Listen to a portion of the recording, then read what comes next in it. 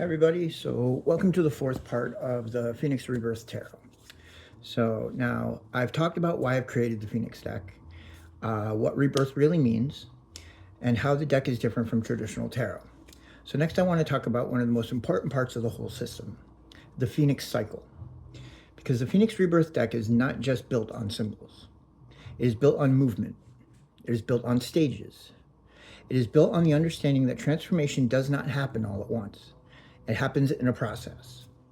And one of the hardest things for people when they are going through change is not just the pain itself. It is not understanding where they are inside of it.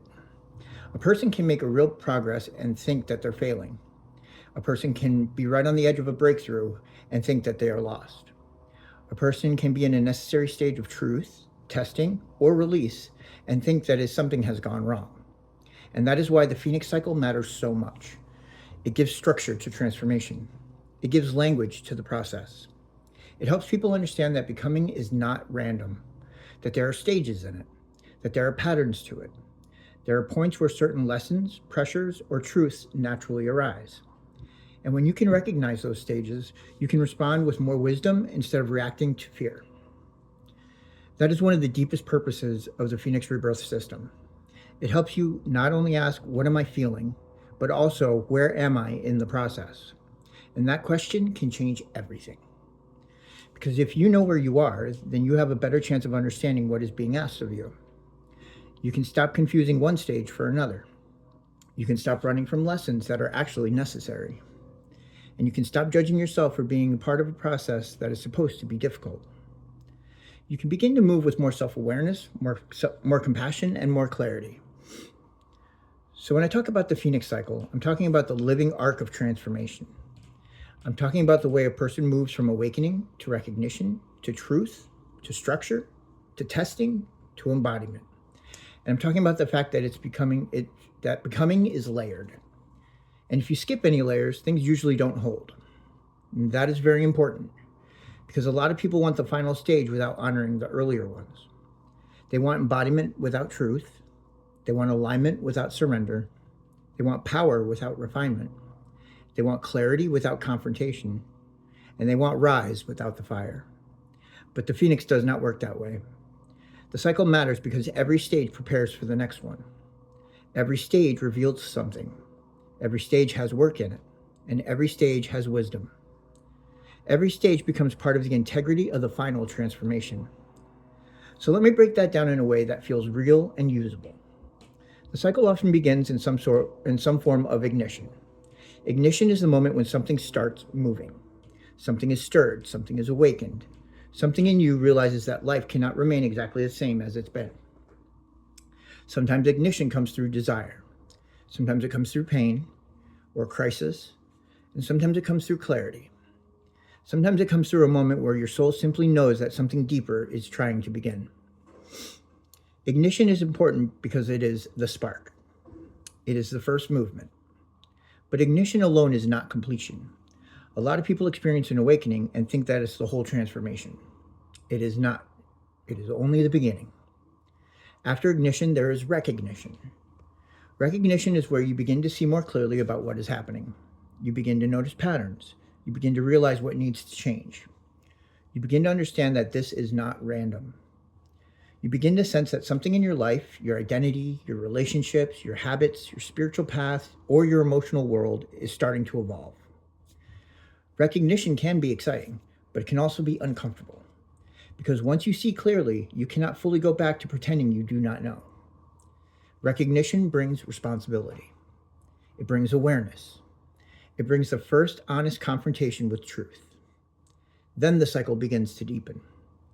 Often what follows is a relational or reflective stage, where you start understanding how your transformation interacts with your connections, your inner world, your wounds, your desires, or your environment. And this is where understanding begins to grow. You begin to see not just what change is happening, but how it is affecting your life. You begin to understand what supports your becoming and what resists it. You begin to understand where old patterns are still active. You begin to understand where fear, self-protection, attachment, shame, or confusion may still be shaping your choices. This stage matters because transformation is not just private. It touches the way that you relate.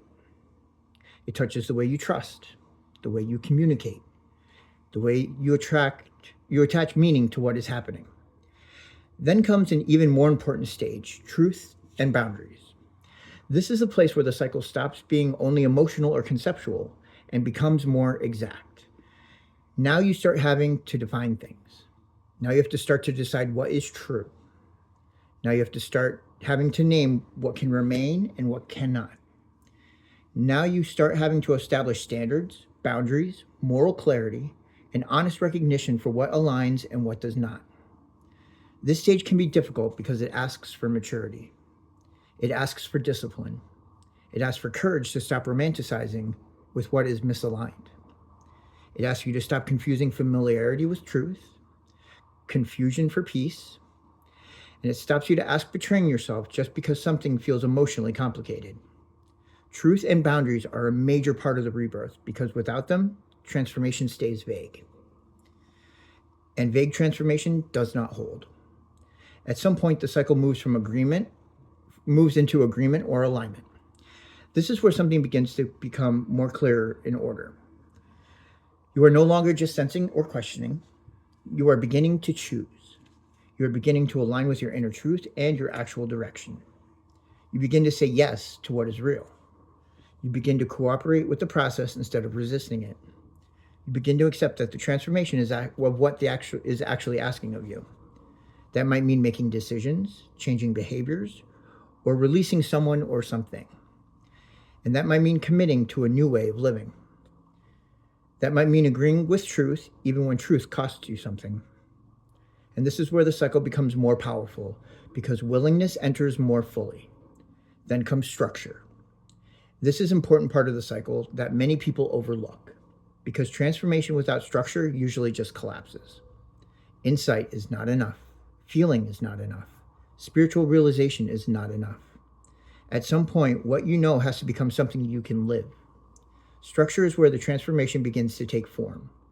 It is where discipline comes in, where consistency comes in. It is where choices begin to reflect truth in a repeated, grounded, living way. This stage asks, how are you building your life around what you say you know? How are you organizing your choices around what has been revealed? How are you creating a container strong enough to hold the next version of you? This is where many people realize that rebirth is not just mystical. It's practical. It's daily. It is embodied. It has shown up in habits, standards, actions, decisions, and the way that you hold your life. Then very often the cycle enters testing. Testing is not punishment. I really want to say this clearly. Testing is not always a sign that you are off path. Very often, testing is just revealing whether the transformation is becoming real. Testing asks whether what you have seen, felt, declared, or chosen can now remain intact under pressure. Can you hold your truth when challenged? Can you keep your boundaries when emotions rise? Can you stay aligned when the old pattern tries to come back? Can you remain honest when it would be easier to retreat into illusion? Can you trust what you have learned enough to live it? Testing reveals integrity. Testing reveals weak spots. It reveals where more work is needed, and it also is testing what is strengthened. It gives the transformation muscle. It helps move truth from theory into actual lived power. And finally, the cycle moves towards embodiment. Embodiment is where the transformation becomes living identity.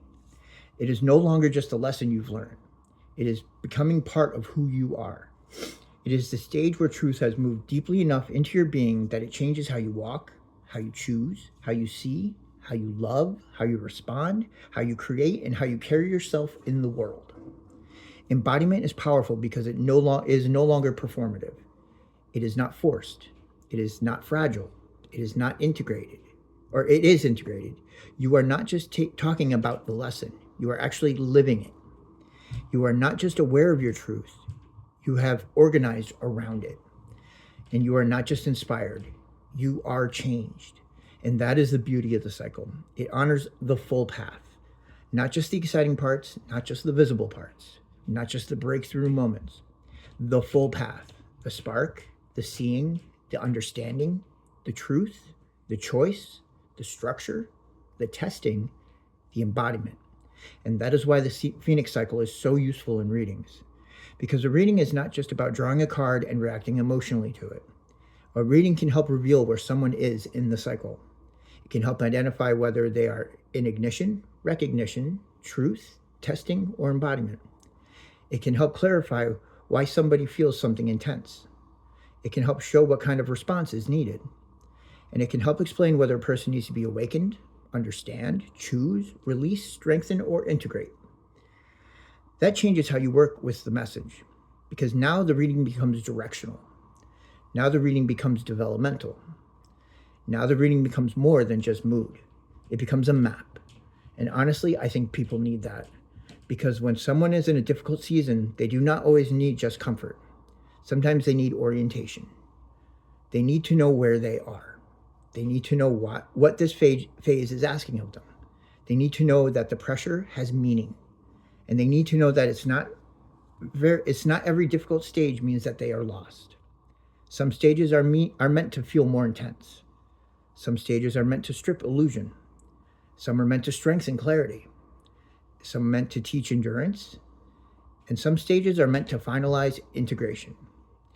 This cycle helps make sense of all of that. It helps someone realize that transformation is not chaos. It has rhythm. It has order. It has a sequence. And sequence matters. Because if you misread the stage, you may respond in the wrong way. If you are in the truth stage and keep searching for comfort instead of clarity, you may delay the lesson. If you are in structure stage and keep waiting for more feelings instead of building discipline, you may stall your growth. If you are testing stage and mistake it for failure, then you may abandon the truth of where you meant to be strengthened. And if you are in the embodiment stage, but still identify with your old self, you may not be fully claiming that you have already changed. So part of the wisdom of the Phoenix Cycle is learning to honor the stages you are in, not romanticizing another stage, not forcing yourself ahead unnaturally, not shaming yourself for not being finished, but honor the actual work of the moment. That is how real transformation matures. That is how fire becomes meaningful. And this is also why the cycle is not just a spiritual language to me. It is a practical language. It is the way of understanding why life sometimes moves in patterns, why the same lesson repeats until it is embodied, why pressure increases when truth is close, and why discomfort can be part of alignment rather than proof that something is wrong. The Phoenix Cycle helps explain all of that. It helps you see that you are not just drifting. You are moving. You are becoming. And once you understand that, you can work with the fire instead of only fearing it. You can cooperate with what life is trying to redefine. You can stop asking only how to escape discomfort and start asking what this stage is trying to build in you. That is when the cycle becomes truly powerful, because it is not only a theory, it becomes a lens, a compass, a structure for discernment, a way of reading your own transformation with greater honesty and less panic. That is the heart of the Phoenix Cycle. It is the path of becoming. It is the path of fire becoming form, truth becoming lived. It is the path of the self moving from spark to embodiment. And that is why it is such an important part of the Phoenix Rebirth deck, because this deck is not just wanting to tell you what you are feeling. It wants to help you understand what stage of rebirth you are in, what that stage is asking of you, and what it will take for you to move on truthfully to the next one. And that is the cycle. And once you start seeing your life through that lens, a lot of things begin to make more sense. The goal is not to rush the cycle. The goal is to recognize the stage, honor its work, and let the fire do what it came to do. All right, thank you very much, guys. Stay tuned for the next segment 5, which is going to be how the deck actually works in a reading. Okay, thank you, and I look forward to the next message.